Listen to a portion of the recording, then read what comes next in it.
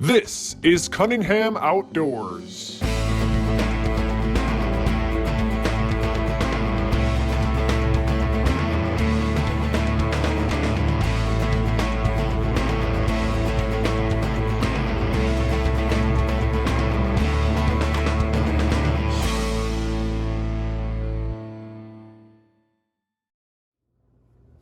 Hey folks, this is Rich for Cunningham Outdoors. We've always wanted to do a segment on some of the archery equipment that I use for archery. First, I want to show what I first had was a very old Browning compound with just wheels on it, and I gave that to my son Wade for his first year of bow hunting. And when we brought it to the archery shop, the limbs exploded. So he ended up getting himself a brand new Matthews bow out of that, but it was a wooden Browning bow that I had. My second bow was a Martin Prowler. This one still only had wheels on, no cams, and I had this bow for 22 years that I hunted with. Still got all the accessories to it, trying to sell it yet. It only has about a 65% let off, so it's pretty hard to pull back yet. Shot a lot of deer with it though, but I had it for 20 some years. And then I finally went and bought myself the brand new Matthews, although it's not new anymore, but I bought this. It's the Riot Matthews. I bought it back in 2012. That's how long I've had this bow now, and I probably will not buy another bow. Probably the next bow I will end up getting is when I can't pull back a compound and go to a crossbow. But this is the Mission Series. It's a Riot. It's got a 80% let off, so I can pull this thing back and hold it forever. And it shoots up to 300 feet per second, so it's really super fast. And I have now the sight that you don't have to have the lighted sight. It kind of absorbs the light now, the reflected lights. And that's the what I use now.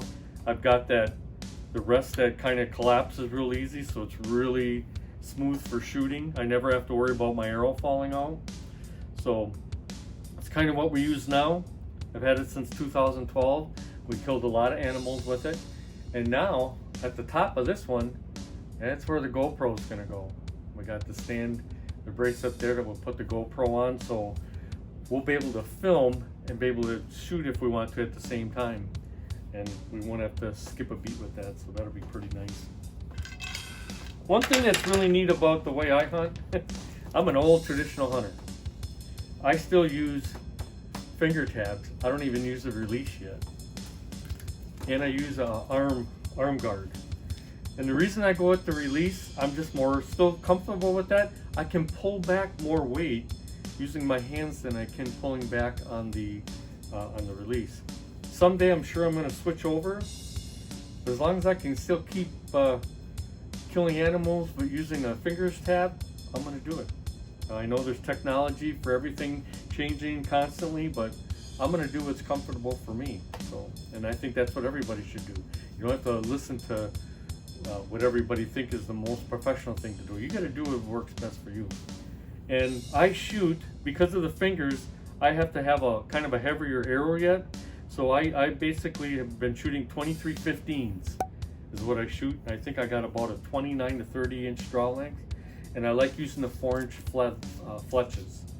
It's just my desire, and I shoot a 125 grain tip, and I use thunderheads. I went and tried the G5s, the Montex, and I killed a 7-point buck with it, but the hole was nowhere near as big, and it was hard to find the blood trail. We did kill the animal, he didn't go very far, and I thought, boy, and I spent some money on the Montex, but I'll tell you my personal preference, I like the Thunderhead. And that Thunderhead on the last buck that I did kill 2 years ago, that one, it put a heck of a hole in it, and I had a lot easier blood trail with it. So you got to go with your preference and works best for you, not what everybody else tells you to do. Go by your preference, what you're comfortable with. There's nothing wrong with still shooting fingers. Some guys don't believe in that, but that's just my preference. And this is some of the equipment that I like to use. So one thing I like is the little ledger. I got this as a Christmas gift once. I've got this is a fishing ledger, but you can use it for hunting. You can put your dates, times, weather, who you were with, what was the bait, what was the arrow, whatever you want. It's a neat little, I just like doing a lot of ledger writing, and especially now being retired, now I get even more in depth with it. Whether it was cloudy days, sunny days, what was the wind direction, temperature, we'll be able to really go back and it'll kind of hone in on some of your skills. And when I started doing this was the first thing I did this past fall. One thing that is really, really cool, and maybe we'll do a separate segment just on this, with the moon position. I started following when we got the moon directly above us and we got the moon directly below us. And I did fishing this fall with that and did some hunts with that this fall. And it is amazing how much more the fish will bite within certain time frames when that moon is in that right position. You got to have the overhead and the underfoot. That's what they call it. The overhead's directly above us and the underfoot is when it's 12 hours, it'll be directly below us. That will get animals on their feet, and it will get fish and all kinds of animals to feed more. So that's one thing I've been living by, and it's been really successful with, especially for fishing. It'll tell me in my area by the hour what are the best times to go out when the fish will be active, and it's been spot on. And I've tested it with other relatives of mine. Hey, you know, so-and-so caught like 25 really nice bluegills. What was the time frame? They told me the time frame. I looked up the moon position. Perfect. It's right on. Now, are you not going to go hunting or fishing only according to the moon position? Probably not. But it's a good guide to use, and it's something that, being retired now, I got more time I can spend doing that. During this past hunting season in 2020, we talked a lot about the hex suit. Something that I wear underneath all my clothing. And you can do this multiple ways. You can either wear it on the outside of your clothing where you have a thicker layer, and they got multiple different layers that you can have. What I like wearing with the hex suit is, this is the garment I wear underneath my clothing. It's really super thin. Super thin, and it's called hex. H-E-C-S, and it's a stealth screen kind of mesh. And this is kind of the top. And I wear this underneath all my clothing, so then I've got gear that I wear over this. And these are the pants. And there's also headgear. You can get gloves and socks. And it, like I said, it's really, really super thin. But what this suit does, it's not a scent suit. So it doesn't have anything to do with your scent. But this will stop all your magnetic field going out when you're hunting, as far as your heartbeat, your breathing, your lungs, your muscle movement. When we have all that and we got animals in front of us, bear, coyotes, deer, whatever, they can sense that.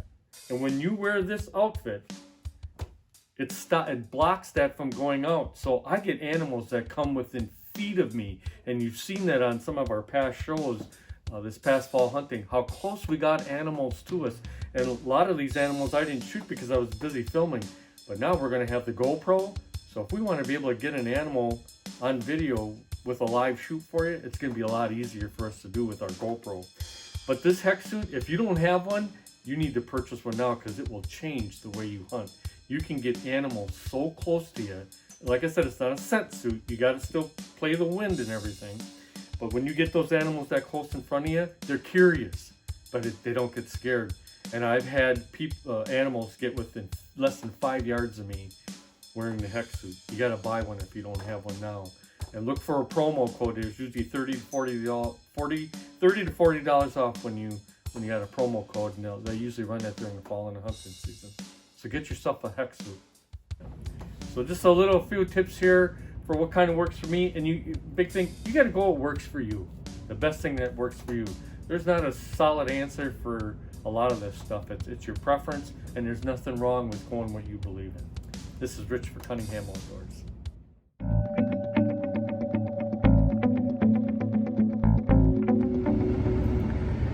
Hey folks, today I got a little bit of change of plans. It's really, really hot today, so kind of hard for me to fish during the middle of the day. I mean, we're talking close to 90 degrees today, and it's pretty sticky out, but we're actually going to go work up a sweat.